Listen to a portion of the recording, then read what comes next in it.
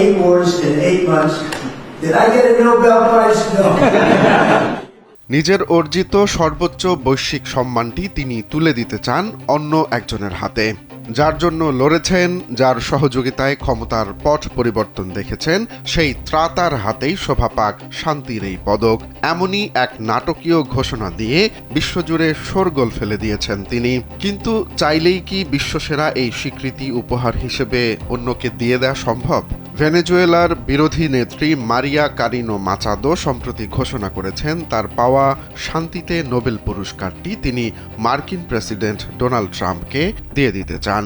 এখন যে কোনো ব্র্যান্ডের পুরাতন এসি বদলে নতুন ওয়ালটন এসিতে উপভোগ করুন 25% ছাড়। নিকোলাস মাদুরোকে ক্ষমতাচ্যুত করতে ট্রাম্পের ভূমিকার প্রতি কৃতজ্ঞতা জানাতেই এই অভাবনীয় সিদ্ধান্ত। আগামী সপ্তাহে ওয়াশিংটন সফরে গিয়ে ট্রাম্পের হাতে পদকটি তুলে দেওয়ার পরিকল্পনাও রয়েছে তার।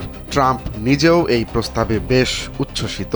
ট্রাম্প মনে করেন গত 8 মাসে 8টি যুদ্ধ থামানোর কৃতিত্ব হিসেবে এই পুরস্কার তারই প্রাপ্য ছিল। তবে এই পুরস্কার বিনিময় নাটকে বাদ সেধেছে নরওয়ের নোবেল কমিটি। এক বিবৃতিতে তারা সাফ জানিয়ে দিয়েছে, নোবেল শান্তি পুরস্কার কোনো ব্যক্তিগত সম্পত্তি নয় যে এটি হস্তান্তর বা স্থানান্তর করা যাবে।